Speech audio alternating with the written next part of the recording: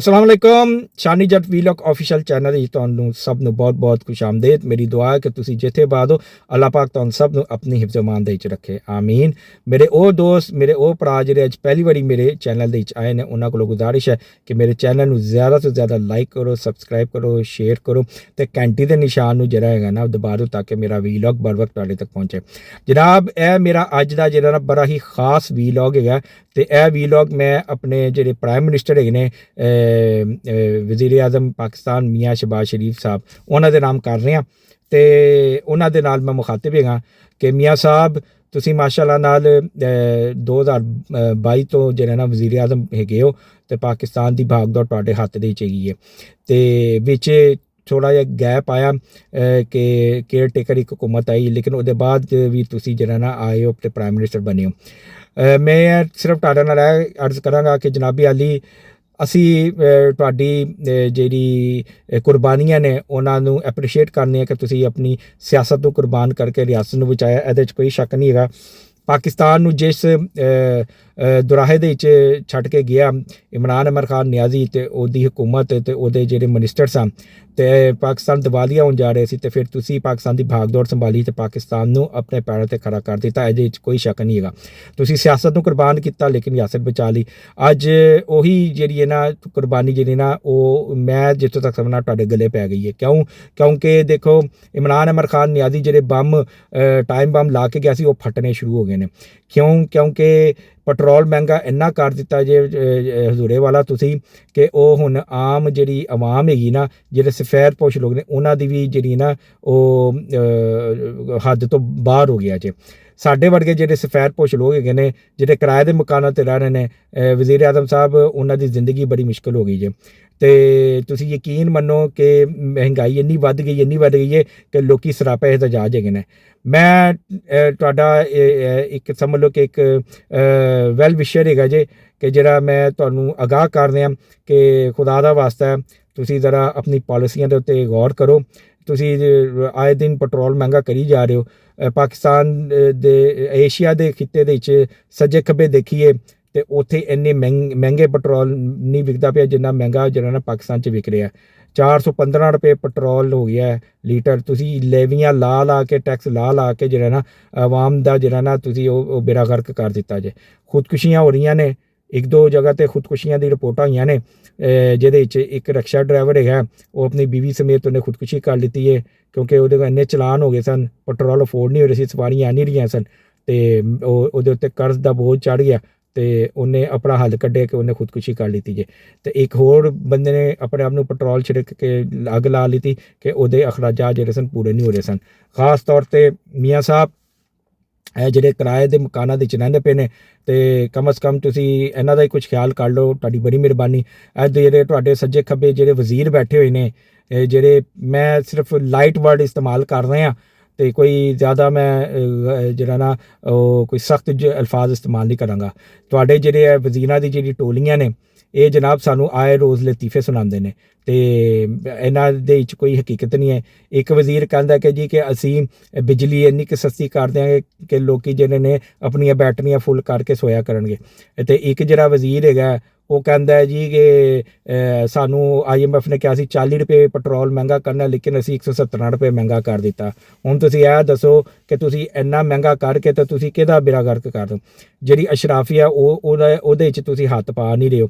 ਜਿਹੜੀ ਬਿਊਰੋਕਰੇਸੀ ਹੈਗੀ ਹੈ ਉਹ ਅਯਾਸ਼ੀਆਂ ਕਰ ਰਹੀ ਹੈ, ਉਹਨਾਂ ਦੀਆਂ ਅਯਾਸ਼ੀਆਂ ਜਿਹੜੀਆਂ ਨੇ ਉਹ ਖਤਮ ਹੋਣ ਦਾ ਨਾਮ ਨਹੀਂ ਲੈ ਰਹੀ। ਠੀਕ ਹੈ ਤੇ ਨਵੀਂ ਗੱਡੀਆਂ ਦੇ ਤੁਸੀਂ ਆਰਡਰ ਕਰ ਦਿਓ, ਕਰੋੜਾਂ ਰੁਪਏ ਦੀਆਂ ਗੱਡੀਆਂ ਤੁਸੀਂ ਆਰਡਰ ਕਰ ਦਿੰਦੇ ਹੋ ਤੇ ਯਕੀਨ ਮੰਨੋ ਕਿ ਜਿਹੜੇ ਤੁਹਾਨੂੰ ਲੈ ਕੇ ਆਏ ਸਨ ਹਕੂਮਤ ਦੇ ਵਿੱਚ ਅੱਜ ਉਹੀ ਜਿਹੜੇ ਨੇ ਨਾ ਉਹ ਤੁਹਾਡੇ ਉੱਤੇ ਤਨਕੀਦ ਕਰ ਰਹੇ ਨੇ।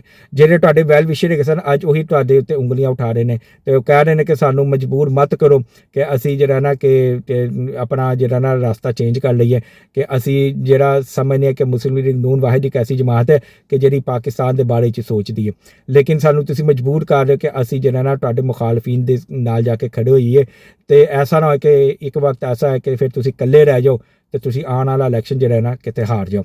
ਤੇ ਐਸੇ ਕਰੋ ਤੁਹਾਨੂੰ ਬਾਰ-ਬਾਰ ਇਸ਼ਾਰਾ ਦੇ ਰਹੇ ਹਾਂ, ਤੁਹਾਨੂੰ ਵਾਰਨ ਕਰ ਰਹੇ ਹਾਂ ਕਿ ਖੁਦਾ ਦਾ ਵਾਸਤਾ ਹੈ ਤੇ ਆਪਣੀ ਪਾਲਿਸੀਆਂ ਦੇ ਉੱਤੇ ਨਜ਼ਰਸਾਨੀ ਕਰੋ, ਗਰੀਬਾਂ ਨੂੰ ਰਿਲੀਫ ਦਿਓ, ਸਫੈਦ ਪੋਸ਼ ਲੋਕ ਜਿਹੜੇ ਨੇ ਉਹਨਾਂ ਨੂੰ ਰਿਲੀਫ ਦਿਓ ਇਹ ਜਿਹੜੇ ਤੁਸੀਂ ਆਪਣੀ ਵਜ਼ੀਰਾਂ ਦੀ ਜਿਹੜੀਆਂ ਇੱਕ ਐਡੀ ਵੱਡੀ ਟੀਮ ਬਣਾਈ ਹੋਈ ਹੈ, ਇਹਨਾਂ ਦੀ ਕਟੌਤੀ ਕਰੋ, ਠੀਕ ਹੈ। ਇਹਨਾਂ ਦੀਆਂ ਅਯਾਸ਼ੀਆਂ ਜਿਹੜੀਆਂ ਨੇ ਖ਼ਤਮ ਕਰੋ। ਤੇ ਜਿਹੜੇ ਤੁਸੀਂ ਮੁਫਤ ਦੀਆਂ ਬਿਜਲੀਆਂ ਦੇ ਰਹੇ ਹੋ, ਗੈਸ ਦੇ ਰਹੇ ਹੋ, ਪਾਣੀ ਦੇ ਰਹੇ ਹੋ, ਮੁਫਤ ਦਾ ਪ੍ਰੋਟੋਕੋਲ ਦੇ ਰਹੇ ਹੋ, ਇਹ ਵੀ ਖਤਮ ਕਰੋ। ਤੁਹਾਨੂੰ ਖੁਦਾ ਦਾ ਵਾਸਤਾ ਜੇ ਤੇ ਆਪਣੀ ਆਵਾਮ ਵਾਸਤੇ ਸੋਚੋ, ਆਪਣੇ ਮੁਲਕ ਵਾਸਤੇ ਸੋਚੋ। ਗਰੀਬ ਆਵਾਮ ਵਾਸਤੇ ਜਿੰਨਾ ਜ਼ਿਆਦਾ ਸੋਚੋਗੇ ਉਹਨਾਂ ਤੁਹਾਡਾ ਫਾਇਦਾ, ਕਿਉਂਕਿ ਗਰੀਬ ਆਵਾਮ ਹੀ ਤੁਹਾਡੇ ਵਾਸਤੇ ਦੁਆ ਕਰਦੀ ਹੈ ਤੇ ਤੁਹਾਡੇ ਬਾਰੇ 'ਚ ਸੋਚਦੀ। ਵਰਨਾ ਜਿਹੜੇ ਅਸ਼ਰਾਫੀ ਹੈ ਅੱਜ ਤੁਹਾਡੇ ਨਾਲ ਹੈ ਤੇ ਕੱਲ ਕਿਸੇ ਹੋਰ ਦੇ ਨਾਲ ਹੈਗੀ ਹੈ।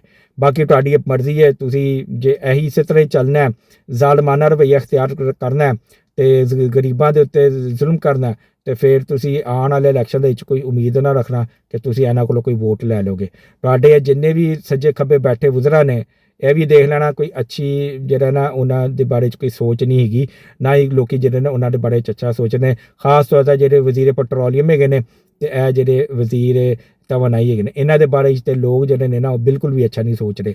ਮੈਂ ਹਰ ਚੌਥੇ ਤੀਸਰੇ ਬੰਦੇ ਕੋਲੋਂ ਸੁਣਨਾ ਤੇ ਉਹ ਬਹੁਤ ਜਿਹੜਾ ਨਾ ਸਖਤ ਅਲਫਾਜ਼ ਇਸਤੇਮਾਲ ਕਰਦੇ ਆ ਤੁਹਾਡੀ ਹਕੂਮਤ ਦੇ ਬਾਰੇ 'ਚ। ਤੇ ਮੈਂ ਜਿਨ੍ਹਾਂ ਦੇ ਵੀਲੌਗ ਸੁਣੇ ਨੇ ਨਾ, ਜਿਨ੍ਹਾਂ ਦੇ ਵੀ ਵੀਲੌਗ ਸੁਣੇ ਨੇ, ਯਕੀਨ ਮੰਨੋ ਜਿਹੜੇ ਤੁਹਾਡੇ ਹਮਾਇਤੀ ਹੈਗੇ ਨੇ ਅੱਜ ਉਹ ਵੀ ਜਿਹੜਾ ਹੈ ਨਾ ਉਹ ਤੁਹਾਨੂੰ ਜਿਹੜਾ ਨਾ ਤਨਕੀਦ ਦਾ ਨਿਸ਼ਾਨਾ ਬਣਾ ਰਹੇ ਨੇ ਤੇ ਤੁਹਾਨੂੰ ਜਿਹੜਾ ਨਾ ਬਾਰ-ਬਾਰ ਵੇਕਅਪ ਕਾਲ ਦੇ ਰਹੇ ਨੇ ਕਿ ਜਾਗੋ, ਖੁਦਾ ਦਾ ਵਾਸਤਾ, ਇਸ ਤੋਂ ਪਹਿਲੇ ਕਿ ਬਹੁਤ ਦੇਰ ਹੋ ਜਾਏ।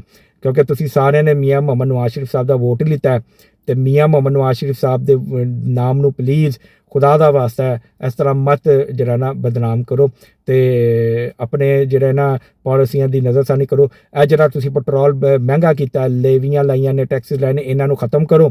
ਪੈਟਰੋਲ ਸਸਤਾ ਕਰੋ। ਕਮ ਅਜ਼ ਕਮ ਪੈਟਰੋਲ ਜਿਹੜਾ ਨਾ 200-250 ਦੇ ਕਰੀਬ ਲੈ ਕੇ ਆਓ, ਤੁਹਾਨੂੰ ਖੁਦਾ ਦਾ ਵਾਸਤਾ। ਵਰਨਾ ਜਿਹੜਾ ਨਾ ਇਸੇ ਤਰ੍ਹਾਂ ਚੀਜ਼ਾਂ ਰਹੀਆਂ ਨਾ ਤੇ ਫਿਰ ਯਕੀਨ ਮੰਨੋ ਤੇ ਆਵਾਮ ਜਿਹੜੀ ਹੈ ਨਾ ਉਹ ਫਿਰ ਸੜਕਾਂ ਦੇ ਵਿੱਚ ਆ ਜਾਏਗੀ ਤੇ ਫਿਰ ਤੁਹਾਡਾ ਗਿਰਬਾਨ ਹੋਏਗਾ ਤੇ ਫਿਰ ਇਹਨਾਂ ਦਾ ਹੱਥ ਹੋਏਗਾ।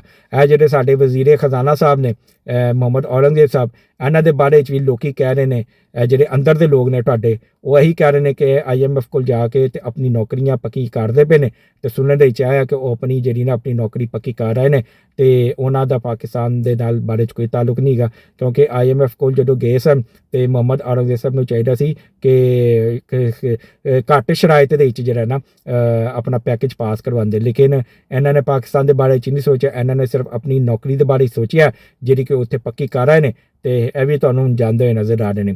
ਮੈਂ ਜਿੱਥੋਂ ਤੱਕ ਸਮਝਣਾ ਕਿ ਜਿੰਨੇ ਵੀ ਵਜ਼ੀਰ ਖਾਰਜਾ ਆਏ ਨੇ ਪਾਕਿਸਤਾਨ ਦੇ ਵਿੱਚ, ਮਾਂ ਸਿਵਾਏ ਇਸਹਾਕ ਡਾਰ ਸਾਹਿਬ ਦੇ, ਜਿੰਨੇ ਵੀ ਆਏ ਨੇ, ਉਹ ਭਾਵੇਂ ਰਜ਼ਾ ਬਾਕਰ ਹੋਏ, ਉਹ ਭਾਵੇਂ ਅਬਦੁਲ ਹਫੀਜ਼ ਸ਼ੇਖ ਹੋਏ, ਭਾਵੇਂ ਸ਼ੌਕਤ ਤਰੀਨ ਹੋਏ ਤੇ ਭਾਵੇਂ ਹੋਰ ਜਿੰਨੇ ਵੀ ਆਏ ਨੇ, ਉਹ ਸਾਰਿਆਂ ਨੇ IMF ਦੇ ਵਿੱਚ ਆਪਣੀਆਂ ਨੌਕਰੀਆਂ ਪੱਕੀਆਂ ਕੀਤੀਆਂ ਨੇ ਤੇ ਪਾਕਿਸਤਾਨ ਨੂੰ ਜਿਹੜਾ ਨਾ ਉਹ ਦਲਦਲ 'ਚ ਫਸਾ ਕੇ ਚਲੇ ਗਏ ਨੇ। ਸਿਰਫ ਇਸਹਾਕ ਡਾਰ ਐਸਾ ਵਜ਼ੀਰ ਖਜ਼ਾਨਾ ਰਿਹਾ ਕਿ ਜਿਹਨੂੰ ਸਿਰਫ ਪਾਕਿਸਤਾਨ ਦੇ ਨਾਲ ਉਨਸੀਅਤ ਹੈ, ਮੁਹੱਬਤ ਹੈਗੀ ਤੇ ਦਿਨ ਰਾਤ ਉਹ ਸਿਰਫ ਪਾਕਿਸਤਾਨ ਦੀ ਮਿਹਨਤ ਕਰ ਰਿਹਾ, ਮਿਹਨਤ ਤੇ ਖਿਦਮਤ ਕਰ ਰਿਹਾ ਪਾਕਿਸਤਾਨ ਵਾਸਤੇ। ਤੇ ਉਹਨੇ ਕਦੀ ਵੀ IMF ਕੋਲੋਂ ਕਦੀ ਵੀ ਕਿਸੇ ਕਿਸਮ ਦੀ ਕੋਈ ਨੌਕਰੀ ਜਾਂ ਕੋਈ ਲਾਲਚ ਨਹੀਂ ਰੱਖੀ। ਹਾਲਾਂਕਿ ਚਾਰਟਰਡ ਅਕਾਊਂਟਰ ਹੈਗਾ ਤੇ ਮੈਂ ਕਹਿੰਦਾ ਕਿ ਉਹ ਬਿਹਤਰੀਨ ਵਜ਼ੀਰ ਖਜ਼ਾਨਾ ਰਿਹਾ ਜਦੋਂ ਵੀ ਉਹ ਆਪਣੇ ਦੌਰੇ ਇਕਤਦਾਰ ਦੇ ਵਿੱਚ ਆਇਆ। ਲੇਕਿਨ ਇਸ ਦਫਾ ਨੂੰ ਤੁਸੀਂ ਨਾਇਬ ਵਜ਼ੀਰ ਆਜ਼ਮ ਬਣਾ ਦਿੱਤਾ, ਉਹਦੇ ਵਿੱਚ ਵੀ ਰਹਿ ਕੇ ਇਸਹਾਕ ਡਾਰ ਸਾਹਿਬ ਜਿਹੜੇ ਨੇ ਬੜਾ ਅੱਛਾ ਕੰਮ ਕਰ ਰਹੇ ਨੇ। ਤੇ ਬਸ ਮੈਂ ਇਹੀ ਗੱਲ ਕਰਨੀ ਸੀ ਕਿ ਆਵਾਮ ਜਿਹੜੀ ਹੈ ਨਾ ਉਹਦੇ ਹਾਲਾਤ ਬੜੇ ਖ਼ਰਾਬ ਨੇ, ਕਿਉਂਕਿ ਮੈਂ ਵੀ ਆਵਾਮ ਹਾਂ, ਅਸੀਂ ਵੀ ਸਫੈਦ ਪੋਸ਼ ਲੋਕਾਂ, ਕਿਰਾਏ ਦੇ ਮਕਾਨ ਦੇ ਵਿੱਚ ਅਸੀਂ ਰਹਿੰਦੇ ਹਾਂ ਤੇ ਸਾਡੇ ਕੋਲ ਬਰਦਾਸ਼ਤ ਨਹੀਂ ਹੋ ਰਿਹਾ। ਇੱਕ ਤੇ ਕਿਰਾਏ ਮਹਿੰਗੇ, ਬਿਜਲੀ ਵੀ ਮਹਿੰਗੀ, ਗੈਸ ਵੀ ਮਹਿੰਗੀ ਤੇ ਉੱਤੋਂ ਪੈਟਰੋਲ ਵੀ ਮਹਿੰਗਾ।